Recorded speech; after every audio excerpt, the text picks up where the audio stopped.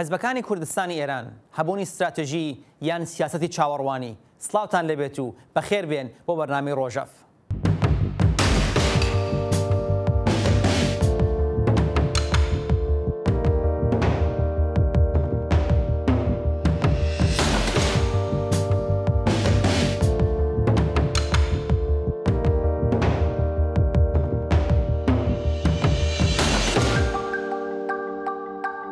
خەباتی سیاسی حزبەکانی کوردستانی ئێران ساڵانێکی زۆرە بەردەوامە. ئەم حیزبانە هەم ئەزمموی خەباتی چەکداریان هەیە و هەم کاری دیپلۆماسی و چالاکی لە کۆمەڵگای مەدەنی. لە هەلومەرجی تایبەتی ئێستادا ئاڵۆزی و مەترسیەکانی بەردەم ئەم حیزبانە چین لە بەراورد بە دەستپێکردنی خەباتی پێشمەرگایەتی لە ساڵەکانی دوای ڕژیمی پاشایەتی و هاتنە سەرکاری کۆماری ئیسلامی. ئەم حیزبانە چەند بۆ ڕەوشی ئێستای کۆمەڵگای کوردەواری و ئێران ئامادەن و چ استراتژیەکیان بۆ ڕوبەڕووبوونەوە لەگەڵ کۆماری ئیسلامی هەیە بە تایبەت لە ئەگەری ئاڵۆزی زیاتری ڕەوشەکە و بشێوی لە ئێران و ڕۆژانی هەستیاری دوای ئەم بشێویە. ئازیزان بۆ باسرم تەوەرە ئەمڕۆ لە بەرنامە دوومیان لەگەڵ دەبێت. میوانەکانی بەرنامە حوتە بریتین لە بەڕێزان محەممەد خاکی پێشمەرگەی پێشوو لە کۆدەری سیاسی لە سویدنی ئەمریکا لە لەندەن و هەروەها خاتو ڕۆفیا ڕەمەزان عەلی پێشمەرگەی پێشوو ئەندامی ڕێکخراوەی ژنانی کورد کە بە سکایپ لە سەودەگەڵمان دەبن. بەخێرهاتنی هەردووای بەڕێز بەرنامە دەکەم و لەسەر ئێزنیان لەگەڵ کاک محەممەد دەست پێ دەکەین. کاک محەممەد بەڕێزت هەم ئەزمموی پێشمەرگایەتی ساڵانێکی زۆر هەم ئێستش وەک میدیاکارێک چالاکن لەو بوارەی کە پێی دەڵێن بە مێژووی شەفاهی چەپ و ڤیدیۆ زۆرتان چاک کردووە لەوە واتە لەگەڵ زۆر لە پێشمەرگە دێرینەکان و هەروەها بەرپرسان کە ئەزممونێکیان هەیە لە خەباتی سیاسی کوردستان و توێشتان کردووە. بە تێگەیشتنی ئێوە حزبەکانی ئێمە ئێستا بەو ئەزممونە 40 ساڵەی کە هەیەە چەند ئامادەی ڕوبەڕووبوونەوە لەگەڵ ئەم ڕەوشەنوێن کە ئەمڕۆ ئێران و کوردستانی ئێران ئەزمموی دەکات؟ پێش لە هەموو شتێ سڵاو لە ئێوە سڵاو لە هاوڕێ خۆشەویست و دێرین ڕۆفیا و سڵاو لە بینەرانتان. من پێم وایە حزبەکان دیارە تەفاوەتیان زۆرە لە حزبێک و تا حزبێکی تر ئەزممون و تەجروبەیەکی زۆر هەیە، بەڵام ئەگەر جواوێکی کورت بە من پێم وایە ئامادە نین یا حەدیەقەل هیچ شتێک نیشان نادا کە لەسەر پرسی هەستیارەکان و بۆ ئەگەرە سیاسیهای جۆرا و جۆر ئامادە سازی کراوێت. ئەگەر من هەرەکەم بێ بەراوردێکی زۆر سادە و کورت بکەم، ئێمە لە ساڵەکانی دوای ساڵی 57 وەختی هێزی پێشمەرگە دەست پێەکە هەر کەسێک وەکو ئێمە و ڕوفیا و دەورە پێشمەرگە بوو بێ زۆر چاکەزانێت. دوو حزبی سەرەکی لە کوردستانە بوو، شەرایەتەکەیش زۆر پیچیدە نەبوو وەکو ئێستا و لەگەڵ جومهوری ئیسلامیە دەرگیر بوون. بەسەر ئەوە ئێمە کۆڵێک مشکلاتمان بوو. بەڵام ئێستا وەزیەتەکە چییە؟ سێ کۆمەڵە، دوو دموکرات، پژاک، سەلەفیەکان، کۆمونیزمی کارگەری و حکومەتیست، ڕفۆرم خوازەکان، ئەنواعی جریانات هەیە. لەلایەکی ترەوە حزبەکانی پارچەکانی تری کوردستان بێدەنگ نابن، پێکاک پارتی یەکێتی دەخاڵەتەکە و ئێمە تەجروبەی ئەو سێ چوار وڵاتەمان هەیە، عێراق و سووریە و یەمەن و لوبنان و ئەوانە هەر کێشەیەک خێرا ئەبێتە کێشەیەکی ناوچەیی و ئیقلیمی و ئەبێتە کێشەیەکی جەهانی هێزەکان دەن. ئێمە من بە بەشی خۆم ئەم مەسایلەکە بە وردی تەعقیبەکەم هێشتەیەکی وام نەدیە حزبە سیاسیەکان دابنیشن ناوەندێک کۆکەنەوە وەکو ئەو دەورەی کە مەسە هەیئەتی نمایندەگی خەڵکی کورد بوو بۆ نمونە کە ڕێبەرایەتی خەڵکی کوردستانیە کرد. بێژێک کە ئێمە بۆ پرسیە هەستیاریەکان بۆ پرسە ئستراتیژیکەکان بۆ ئەو ئەگەرە جۆرا و جۆرانە ئامادەین. بۆ نمونە ئێمە بۆ کێشەی ئاو چیەکەین مەسلەیەکی جددیە کە بەرۆکمان ئەگرێت، بەرخوردمان لەگەڵ ئازەریەکانە چۆنە بێت، لەگەڵ شێعە لە کرماشان چۆنە بێەوەوانە. ئەمن ئەگەر کورتی کەمەوە پێم وایە حزبەکان تەجروبە و ئەزمموی زۆریان هەیە، بەڵام عەقلیان و تەجروبە و ئەزممونیان نەخستووەتە سەریەک. ئەمە یەک لە دەرۆی خۆیان ئیسفادە کەم وەرەگرن. ئێمە بە خۆشیەوە ئەگەر پاشای خاڵی موسبەت بکەین لە دەرەوە دەیان هەزار کەسمان هەیە تێگەیشت و پێگەیشت و زوان ئەزانن شت ئەسپێر بوون خوێندویانە ئەزانن ئەم وڵاتە پێشکەوتوانە چۆن ئیدارە ئاکرێ و لەلایەکیش تریشەوە بە خۆشی سەدان هەزار کەسمان لە ناوەوە هەیە خوێندەوارن لە ئاستێکی زۆر سەرەوە. ئەم حزبانە ئەبووایە حەڵقەیەک بۆایەتن لە بینی ئەم دوو جریانە، ئەم دوو سەرمایە گەورە ئینسانی و مرۆڤی و اقتصادی و ئەزمونە بە نرخە هەیە. بەڵام بە نظری من ئەگەر خۆلاسەی کەمەوە من پێم وانییە حزبەکان ئامادە بن و ئەلعانیش درەنگە ئەگەر ئامادەن ئێمە کام تەرحمان هەیە ئەگەر هاتوو سبحە کێشەیەک پێشات و مەسەلەن شتێک بەحرانێک پێشات ئێمازانی وەزیەتی ئێران زۆر حساسە کامەیە تەرحی مەسەلەن یاساییان ئابوووریان اقتصادیان ئێمە کوردستانی عێراق نین 70% نەوتمان ببێت وڵاتێکی وێرانەمان تەحویل ئەدرێتەوەوانە بەچی دروستیەکەین کام بەرنامەی اقتصادیمان هەیە کام بەرنامەی ئابووریمان هەیە بۆ خوێندن و پەروەردە چیەکەین کاک شاهد ئێمە لە سنە و سابلاخ و سەقز و بۆکان فقط یەک شارەداری و فەرمانداریمان هەیە کێ ئیدارەیەکە کام حیزب و بەتایبەت ئێمە ئەزمموی شەڕی ناوخۆمان هەیە ئەم حزبانە بڕێکیان چەکدارن یا بەشی هەرە زۆریان چەکدارن چۆن چی بکەین کە شەڕی داخڵی ئەو تەجروبە تاڵە تێکرار نەبێتەوە خەتی سوور بێ و حرام بکرێ کاک محەممەدی نەسەر و باسە لەگەڵ جنابەت با بچین لای خاتوو ڕۆفیا بەڕێزت با بڵێن شرۆڤەت بۆ ئەو ئاڵۆزی و مەتەرسیانەی ئێستا چین لە بەراورد لەگەڵ ئەو کاتەی ئێوە و هاوڕایانی ئێوە خەبات پێشمەرگایەتیان دەست پێ کرد نیش بە خۆم سڵاو مەست لە خدمەت بینەرانی بەڕێزی ئێوە و هەروە بەڕێز کاک محەممەدی خاکی کە بەشداریان بەرنامەسە منیت بەڕاستی بۆ ئەوەی کە گەرگەرەکمان بێت لە نەخشی ئەحزابی کوردستانی ینی بەشی ڕۆژهەڵاتی کوردستانە بەحسکەین ئەتوانم بێژم نائامادگیەکی زۆر لە ناو ڕیزەکانە وجودی هەیە بۆ ئەمە ئەگەر مقایسەکەین ئەو وەختیچە بە قەوڵی بەشێ لە جریانەکان خود بە خودی بوون بەداخەوە بێژی زۆربیان وا بیرەکەنەوە چونکە ئەو دۆرانە حزب دموکرات هاتەوە هێز و نیوری کوایە نەبوو بەڵام چونکە پایگایکی اجتماعی ناوێکی اجتماعی بوو توانی دووبارە خۆی بگرێتەوە ئەمە ئەتوانێت پایگای جێگۆ پێگەیەکیش بە ئێمە بە کە دووبارە هەر ئەم هەرەکەتە تکرار بێتەوە ئەشێ بێژی پیان بەداخەوە تاریخ دووبارە نابێتەوە شاید ئاڵوگۆڕی سیاسی پێش بێ ئاڵوگۆڕێک سیاسی لە حاکمیەتی ئێرانە پێک بێ ولی ئێمە هیچ ئامادەیەکمە بۆ ئەم ئاڵوگۆڕە سیاسی لە حاکمیەتی ئێرانە پێکهاتنە نییە ئەم ئاڵگۆڕە بە شکڵێکەوەی ئێمە هیچ لێکۆڵینەوەیەکمان منزورم ئێمە ئەحزابی ئێمەیە هەر لە ئیسۆ کە هیچمان بێشە بۆ نەکردگە زۆر مشکڵمان هەیە لەسەرەوەی کە مشکڵی قدرەت و حاکمیەتە کێ حاکمە بێ ئێمە هێشتا مەسەلەی کە زۆر گرنگەوە ئێمە لەسەری تەجروبەی توولانیمان هەست ئەوی شەڕهای ناوخۆیە چۆن ئەتاین بەرگیریکەین لە شەڕ ناوخۆیی لە دواڕۆژە ئەگەرەکەتێ ئێمە ئەمکانێکمە بۆ بخۆڵکەی ئەسەن غیرە ممکن نییە هەر ئەو شرایطوە لە عێراقا پێشات و حاکمیت بە نەوعێک هەموو دەسەڵاتێکی خۆی لەدەستا و کوردستان خۆی توانی لە توول لە ساڵ 92 هەتا کەتێ 2003 خۆی لە کوردستان خۆی حاکمیتکە معلوم نییە ئێمەش هەر لە شرایطی وا قەرار نەگرین و یان نەتوانین لە تەک لە مذاکرەهای لە تەک دەوڵەت مەرکەزیە ئەو شتە بەدەست بێنین بەڵام چۆن بەر شەڕ ناوخۆیی ئەگرین کە ئێمە تەجروبەمان هەست ئێمە تەجروبەی شەڕ یەکێتی و پارتیمان هەست بە لە حاکمیت ئێمە تەجروبەی شەڕ حزب و کۆمەڵەمان هەست بە لە حاکمیت ئێمە تەجروبەی شەڕ پارتی و یەکێتیمان هەست لە حاکمیەتە ئێمە یعنی دوور ناچین هەتا کەتێ پارێکی ڕەفراندۆم و شەڕی کەرکووکە چین کە کەرکوو لە ناکۆکی بین یەکێتی و پارتیا دریادرسەوە ئەمە دلیلی چە بوو بۆ ئەوەی کە ئێمە حزبی چەکدارمان هەست ئێمە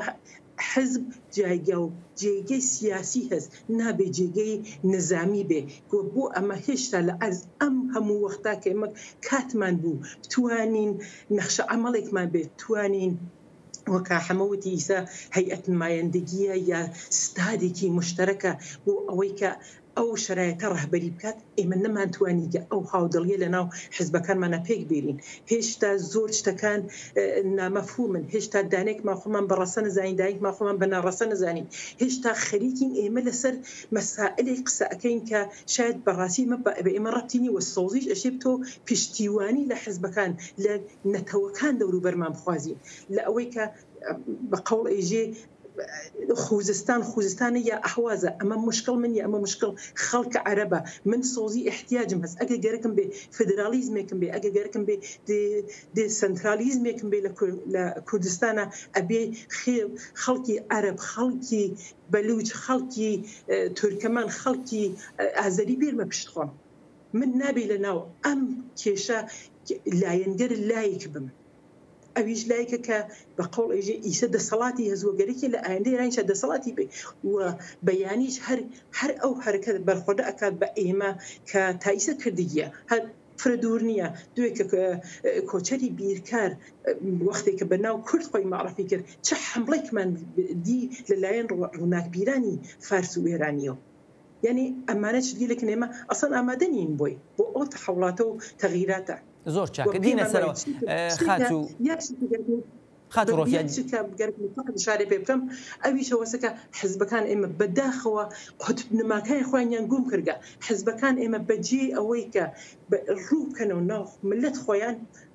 هیوایان بەسکە بە دەرەوە تۆ ئەگەر پشتت بەناوە نەبێت بە نظر من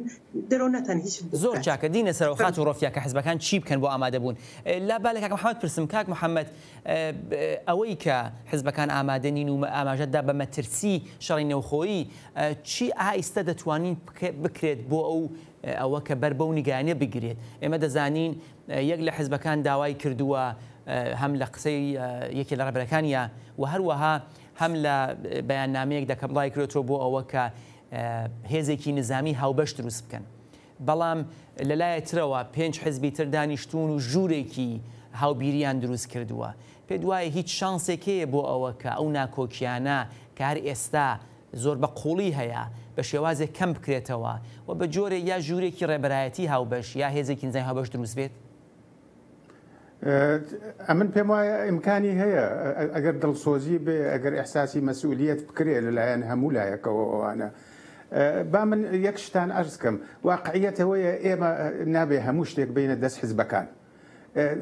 ئێستا شەرایەتی ساڵی 57 نییە ئەو حزبانە بە هەموو احترام و ڕێزێکە بۆ هەمویانم هەیە ئەوانە نمایندگی خۆیانەکەن لە باشترین حاڵەتە لە دنیای متمدن ئەڵێن ئەو حزب نازانم 10% 15% هەیە ئایا مەسەلەن سێ کۆمەڵە و دوو دموکرات و پژاکوانە چەند دەرسەدی جامعەی کوردستان نمایندگیەکەن لە دەرۆی ئەم حزبانە خەڵکانێکی یەکجار زۆر هەن کۆمەلگای مەدەنی هەیە ڕەهبەرانی کرێکاری هەیە خەڵکانێکی تێکۆشەر و خۆشناو هەیە لە ناو هیچێک لەو حزبانە نین ئایا دەبێت تەحمیل کرێ بەو خەڵکانەی تر یا ئەبێ نەزەر و ڕەئیان لە بەرچاو بگیرێەوەوانە ئەمە لایەکی قەزیەکە من پێم وایە ئەو حزبانە ئەگەر دەرز لە ڕابردووی خۆیان یەک وەربگرن و چاوێکی بە نەقدەوە بزانن لە تەجربەی باکوور و باشوور و ڕۆژاوا دەرسی لێوەرگرن کە هاوڕێ ڕوفیا بە دروستی ئشارەی پێکردووانە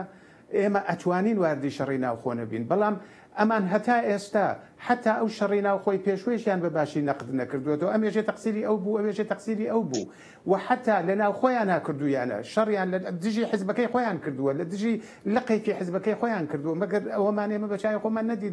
چوونە سەنگەر بووانە من پێم وایە ئەمە خەتەرێکی جددیە نابێت دای بنێن بۆ دوا ڕۆژ لە شرایەتێکی زۆر متحوڵە بە شتێکی زۆر چکۆلانی نەپتەقێتەوەوانە ئەبێ هەر لە ئێسەوە بەعزە شتێک خەتی سوور بێ هێڵی سوور بێ نەتوانن تێکراریکەنەوە و ئەوە تەنها بە قسە نییە ئەبێ بە بەرنامە بێ باشە کاک شاهید مەسەلەن ئیدارەی ئوموری وڵاتەکە کام حزبیکە ئایا بەیەکۆیکەن مەسەلەن سیستمی پەروەردە ئایا کتێبیان بۆ ئامادە کردووە کاری یاسایی ئایا مەسەلەن سیستمی جێزا ڕاجە بە مەسلەی ژینگە دادگا هەموو ئەوانە ئایا نەزەرێکی واحدیان هەیە ئایا هەر یەک لەمانە ناتوانێت بێتە کێشەیەک بتەقێتەوە ئایا کەسانێک نین هەرو جۆرەی کەوێژە خۆی بە حزبی ڕەسەن و ناڕەسەنە ناسێ یا هێشتا هیچ انتخاباتێک نەکراوە خۆی بە ئەکسەریەتی جامعە ئازانێت باشە کەی ئێمە انتخاباتێکمان کرد تۆ ئەکسەریەت بوویت و بۆ دەست لەو باسە هەڵناگریەوەوانە بۆ حەدیەقە لەو هین پروتەنی نیشان نادەن با بچینە ناو جامعە با سنووقی ڕێی بێرین جا وەختە بێژە من چەند دەرسەدی جامعە من هینەکەم نمایەندەیەکەم وەختێ تۆ هەر لێستەوە خۆت وتت مەسەلەن ئێستا تەشکیلات دروست بووە ێژێ هێزی فەرماندەهی پێشمەرگەی کوردستان ئەی باشە کێ بە تۆی ئەو ئیجازەی داوە بە ناوی هەموو کوردستانەوە قسە بکەیت چه کەسێ چه حزبێ ئایا هەموو حزبەکانی تایە ئەمن پێم وایە ئەمە خەتەرێکی جددیە بەڵام ئەزمموی ئەوەیان هەیە ئەگەر بیانەوێت ئەگەر دەست لە ڕقابەتی تەنگ نەزەرانە هەڵبگرن ئەگەر هەر کەسێ خۆی بە قەیم فەرز نەکاوانە بە نەزەری من هەیە بەڵام ئەبێ ئەمڕۆ لە عەمەڵا نیشانی بدەن کە حازرن تەنازۆڵ بەرابەر بە یەک بکەن، حازرن لەسەر مێزی مزاکرەیەکدا بنیشن و حازرن دەنگە جیاوازەکانیش ببیسن و سریەک شت بێتە مەبنا، مەسەلەن ئازادی بەیان، دەستنەبردن بۆ چەک، خاستی خەڵک، هەموو ئەو شتانەی کە پێشتر بووە باعسی کێشەی ناوخۆیی. زۆر چاکە. خات و ڕۆفیا، لە سەرەتای شۆڕشی 57 دوای ئەوەی کە شۆڕش سەرکەوت مازین کە کورد بۆ ئەوە کە قسەکانی خۆی بگوازێتەوە، با بڵین ئەنجومەنێکی نوێنەرایەتی هەیەتی نمایندەگی خەڵقی کوردی دروست کرد و چەند دانیشتنیشی هەبوو لەگەڵ بەرپرسانی ئێرانی لە سنا و بۆ تارانی سەردان کرا و نوێنەرانی ئەوان هاتنستنەوە هاتنە مەهاباتیش و قسە و شتە کرا، بەڵام دیار بە ئامانج نەگەیشت و کۆماری ئیسلامی هێرشی کردە سەر کوردستان لە هاوینی 58. چەند دڵخۆشن بەوە یا چەند شانس بەوە ئەدەن کە بە گوشارێک کە توانن چالاکانی کۆمەڵگانی مەدەنی، چالاکانی ژنان لەوانە ڕێکخراوەکانی وەکو ڕێکخراوەی ئێوە و هەروە و چالاکانی کە پێشتر ئەزمون پێشمەرگایەتیان بووە، گوشار بخەنە سەر حیزبەکان بۆ ئەوە کە دیسان بە ئەنجومەنێکی ئاوا دروست بکەن بۆ ئامادەبوون بۆ بەرەنگایی لەگەڵ ئەو نیگرانیە کە ئێوە و کاک محەممەد ئاماژە پێدەن. کاک شاید بەڕاستی من ئەگەر کە دەگەرەکم بێ بە قەڵژی لەگەڵ خۆمان سادەق بین، درۆنەکەی لەگەڵ خۆمانە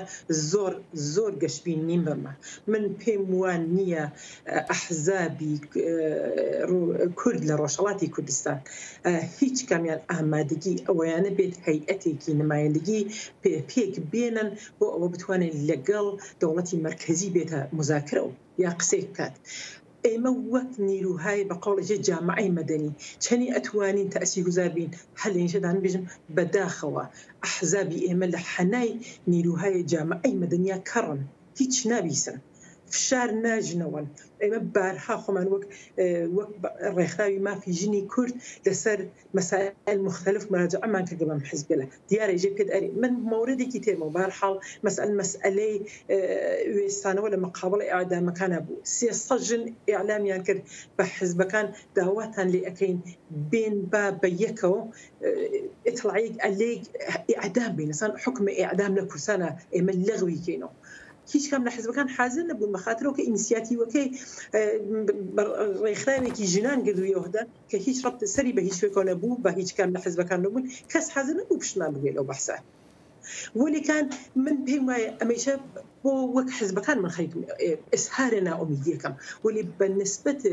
مردم لای خۆمان فقط ئەتانم یەک بیانێ بێژم من پێم وایە خەڵک ئاگان، خەڵک ئەزانن، خەڵک قسەی خۆیان هەست، بلەخەرە نمایندەهای مەجلیسیان ئەگەر تواشا پێی قسێت باشی هەست. لەم ڕۆژگەلا ئای فەرەحمەند لە مەجلیسا بەحسێکی لەسەر فدرالیزم یا کۆنفدرالیزم یا هەر شێوەیەک غێرە متمەرکز لە حاکمیت لە ئێرانە کردو و بەحس ئەوەی کردو کە چەنی ئەمە پێویستە و ئەشی ئەمە گوێچکە بین مام قسەگەلە ناکردێ بەخاترەوە ئەو لە مەجلیسە دانیشکە من لێرە دانیشکم گوێچکەنان بە قسەکان ئەو من پێم وایە کە زەرورەت گوێچکەدان بە قسەکان یەکترینمان هەست. من ئەتانە بە شێوەیە قسە بکەم ئەو بەتانە شێوە قسەیە وەلی ئێمە مکەمڵ یەکترینین و حیزبەکان چێشێ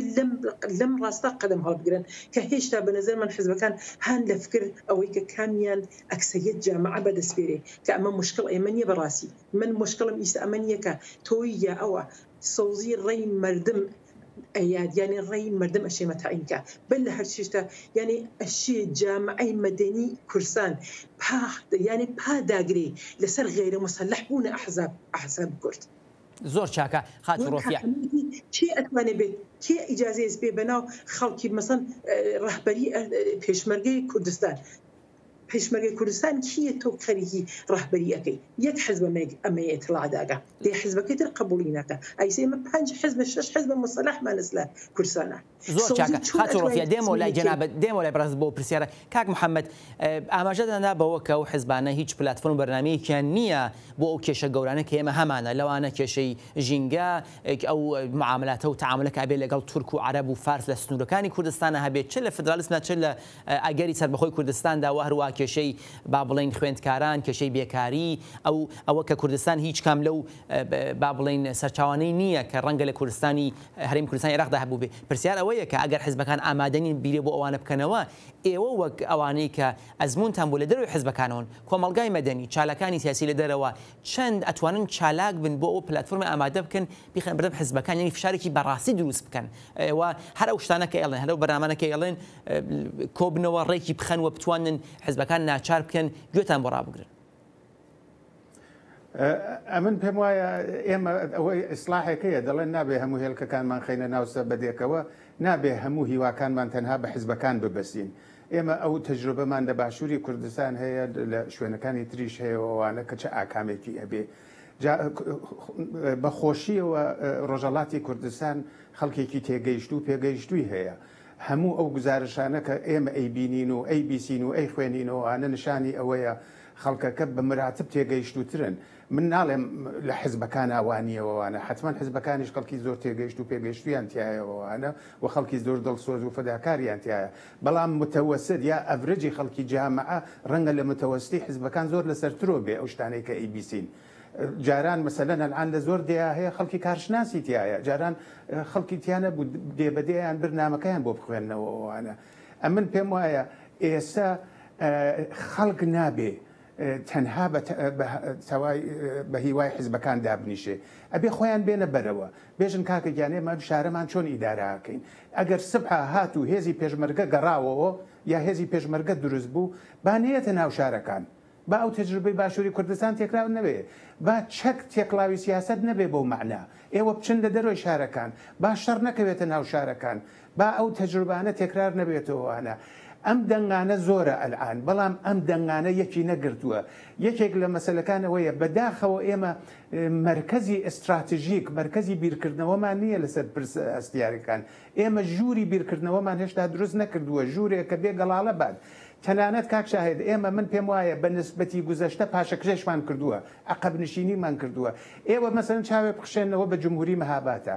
ئەوان سیستمێکیان بوو مکانیزمێکیان بوو لەگەڵ ئازاریەکانە باتەوە جبەوە ئەوان زۆر قەویتریش بوون و ئێستا زۆر قەویترن لە ئێمە نیان هێش کێشە دروست بێت لە سوورەتێکە ئێمە مەسەرەن لە جریانی نەغەدە پێش هات خۆ هەر تەنها تەقسیری ئەوان نەبوو هەموو کەس ئەوان نازانێ با ئێمە پاش تەقسیراتی خۆمان بنین سبحە ئەمە مەیانی مینە لە سۆما و برادۆستەوە هەتاکوێ گۆشەکان تۆ لەگەڵ ئازەریایی چی ئەەکەی لەسەر هەر تەپێ شەڕەکەی لەسەر هەر ئاوێ شەڕەکەی یا ئەچی فرموولێک بدۆزیتەوە پێش بە کێشە بگری لە ڕابطە لەگەڵ شیعە لە ڕابطە لەگەڵ مەسایلی تریشە. ئەمن پێم وایە جامعەی مەدەنی فعال بووە هەزینەی داوە بە تایبەت لە ناوەوانە منتەها ئەبێ یەک بگرێت. کاک محەممەد داوای لێ بە هەر لێرەدا باشە ئەو ڕخنانەکەی گری هەموو حزبەکان پێ دوایە ئایا لانیکەم وەک خوێندنەوەی جەنابەت وەکە و پەیوەندیانە کە هاتەوە بەرامان کردوتە لەسەرم بابەتانە هیچ لە حزبەکان هەل لەم بارەدا هەنگاوێکی هەڵگردوێ یا هەموویان بەڕای جەنابەت لەم بارەوە کۆتاییان کردووە. ئەمن پێم وایە حزبەکان لە حزبێک کۆتا حزبێکی تر بەڕاستی متفاوتە یعنی ناکرێ هەموو حزبەکان خینە ناو یەک سەبەتەوەوانە. مثلا من ڕخنەم زۆرە لە پژاک بەڵام ئەم تەرحی ئاخرەی کەدایەتی من پێم وایە ئەکرێ لە سەری دابنیشی قسە بکەی و خاڵایەکی قبولکەی خاڵایەکی تەسیح بکەی خاڵایەکی تەغیر بی بێتە مەبنایە بەڵام ئەگەر وتت لەسەر حزبی ڕەسەن و ناڕەسەن خود بە خود ئەچێتە ئەولاوە یا مەسەلەن بەڕاست کاک ئیبراهیم عەلیزادە زۆر جار قسەی کردووە بەڕاستی قسەکان یەکوانێ مەبنابێ لە دەنگەکانی تریش هەیە. ئەمن پێم وایە ئەم حیزبانە بەشێکیان بە عەمەڵ نیشانیان داوە حازرن نزیکایەتیە بکەن بەڵام بەشێکی تریان بەڕاستی هەر لە فکری بەرژەوەندی یا کەسایەتیەکی تایبەتیە بە ئاشکرا بڵێن یا وەکو سێکتاریزمێکە هەر خەریکی حیزبەکەی خۆی و ئەوانەیە دەی باشە ئێوە ئایا بیر لە کۆمەلگاکەینەوە بیر لەو خەڵکاکەینەوە دوای 40 ساڵ مەشەقەتی جمهوری ئیسلامی ڕۆژێکی خۆش بەخۆیەوە ببینە یا ئاوقەی کێشەیەکی تریەکەین. من پێم وایە لە حزبێک کۆتا حزبێک فەرقەکە بەڵام من هەموو شتەکان نابەمەوە سەر حزبەکان. ئەمن پێم وایە ئەم دەیان هزار کەسە کە لە ئوروپان بەخۆشمانەوە زوان ئەزانن زانیانە ئەم سیستەمە دموکراتیکانە چۆن ئیدارە ئەکرێت سەرمایەیەکی فکری و ئینسانی و تەنانەت مادیشیان هەیە لەگەڵ ئەو 100,000 کەسەی کە لە ناوە قەریکن یا و ملیۆنەی لە ناوە ئێمە ئەتوانین پێکەوە قۆڵی یەک جامعەیەکی مەدەنی دروستکەین ئێمە ئەو سەرمایەمان هەیە ئەو تەجروبەمان هەیە بەڵام چۆنی بەکار ببینەوە مەسەلەیە. زۆر سپاس. خاتۆڕۆفیا هەر لە سەرەتاوە ئێمە ژنی پێشمەرگەمان لە کۆمەڵەدا بووە، دواتر لە ڕێبەرایەتیدا لە کۆمەڵا، دواتریژ لە حیزب دموکرات و ئێستاش لە پەژاکە بە زۆریی بینین و پرسیارەوەیە کە ژنان چەندە لەم حیزبانە توانیویانە ئەو پرسانە بێنە ئاراوە، چۆن توانیویانە چالاک بن بۆ بیستنی ئەو دەنگە تازانە ئەگەر قبوڵمان کردووە کە ژنان وەک هێزێکی پێشکەوت و خواز وەک هێزێکە داوای پێشکەوتن دەکەن ئەتوانن لەم بوارەدا چالاک بن. ژنان بەڕاستی توانن نەخشی گەوریان بێ لەم پرۆسا تایبەتەن ئێمە لە هەر حاڵە لەم ساڵ لە ئەخیرا توانیمانە یەک چت ثابت بکەین و ئەتوانم بەقیانی بە ڕاحەتی و بە خۆشی و بێژم کە ئێمە ژنەکان لە هەر لە حزب و جەرانێکا بووین توانیمانە هاوکاری بە یەکەوە بکەین لە بەقەوڵژێ بەدەر لە سنوور حزبی و پێم وایە ئەشی ئەم کارە بکەیە جامعەی مەدەنی ژنان لە کورسانەتانگی ئاڵوگۆڕ بە ئاڵوگۆڕ بە وجود بێرە من ژنەکانمانن کە دەست پێش خست بخەر بوون لە کورسان لە ڕۆژهەڵاتی کوردستانە بۆ ئەوەی کە حکم ئیعدام لەغۆکەنەوە لە ناو ئەنجومەنهایکە کە بووگیانە دانێکیان خانم سیمین چایچیە کە بەڕاستی فعال بووگە لەم زەمینە و ژنگەلێ تریش من بە قەوژێت من تەنیا نمونەیەکی سە بۆ لەحزەی کاتە نەزەرم کە باسی یەکەم لە نەتیجە ژن ئەتوانی نەخش ئەساسی بێ و هەروە لە ناو حزبەکانیجا لازم نییە ئێمە وەک ژنان کەفینە چونکە لە هەر کام لەمانە من بە لە هەرچشتە بێژم من ترسم بەڕاستی ئەوسەکە شەڕی نیابەتی لە ڕۆژهەڵاتی کوردستانە ئەگەرە کەتێ حاکمیت مرکزی شلو بێتەوە شەڕی نیابەتی لە کوردستان ئێران لەسەر حاکمیت بکرێت ئەویش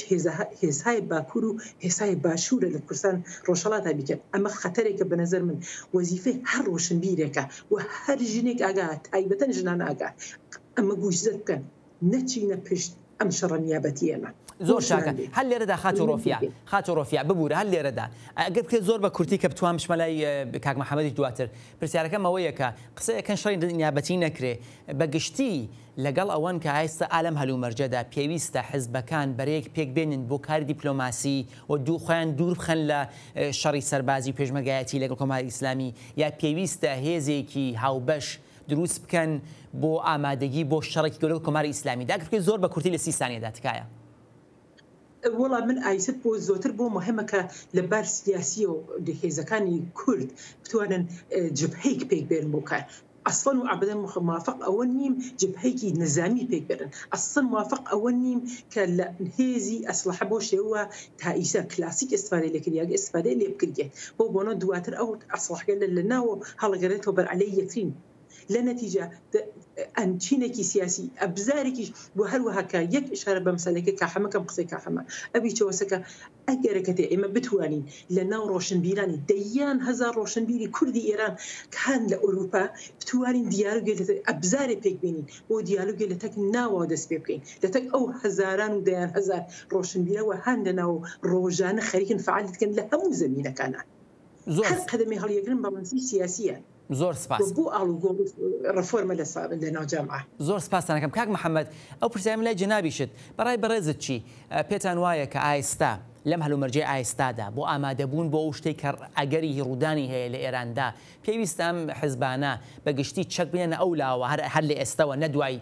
ڕزگاربوونی کوردستان و کاری دیپلۆماسی بکەن بەرەیەکی یەکگرتووە دیپلۆماسی پێک بێنن یانە پێویستە هێزێکی چەکدار پێشمەرگا گریلای هاوبەش دروستکەن و دەست پێ بکەن بە چالاکی بەو شێوەکە لە شەستەکان دەمان بینی. ئەمن پێم وایە ئەو خوێندنەوەی من ئەوەیە ئێستا هەر فعالیەتێکی نظامی لە شرایەتی ئێستا بە قازانجی ئێمە نییە لە شرایەتی ئێستا بە قازانجی ئێمە چون کارەکانی ترمان نەکردووە ئێمە هێزێکی هاوبەشمان پێک نەهێناوە ئێمە بەرنامە و پلانمان نییە ئێمە نازانین کوێ ئێمە نازانین سنووری کوردستان کوێیە ئێمە پرسە ئستراتیژیکەکانمان جواب پێ نەداتەوە ئێمە شەڕی ناوخۆییمان حرام نەکردووە ئێمە دا نەنیشتوین بە یەکۆ قسەکەین لەسەر مەسەلەی ئیدارەی ئوموری وڵاتەکە ئەگەر هاتوو کەوتە دەستمان هەموو بارێ چۆنی ئیدارەکەینوانە شەڕکردن لە شرایەتی ئێستا پێچەوانەی مەسلحەتی خەڵکی کوردستانە شەڕت پێ تەحمیل بوو هێزی پێشمەرگەیەوە خۆی پێشمەرگە ئەتوانێت جوای خۆی باتەوە من ئاگدار نیم نازانم چی ئەبێ بکرێت بەڵام ئەگەر ئێستا تۆ هیچ یەک لەو کارانت نەکردە بچی ئەمەلیاتی نظامی بکەی ئەمە یانی چی ئەمە چه معنایەکیە چه قازانجێکی بۆ خەڵکی کورد لە شرایەتی ئێستا هەبێ اتفاقا ئەتوانێت تەواوی شیۆنیستەکان تەواوی نەجات پەرستەکان تەواوی هێزی کۆنەپەرستی تۆ کۆکاتەوە عەلەیهی تۆ و فرسەتێکیش با بە جمهوری ئیسلامی فرسەتێک با بوو اتفاقا ئێسش وەختی ئەوەیە کارێکی سیاسی ئارام لەژێرەوە نەرم و جدی بکرێ. زۆر سپاس لە هەردوومانی بەرنامە بەڕێزان کاک محەممەدی خاکی میدیاکار لە لەندەن و هەروەها خاتوڕۆفی ڕەمەزان زادە چالاکی ژنان لە سوێت بۆ بەشداریتان لەم بەرنامە و هەروە سپاس لێەوە کە تا کۆتایی بەرنامە لەگەڵمان بوون تا بێگەیشتنەوەیەکی تر ژیانتان پڕ لە شادی و سەرکەوتن.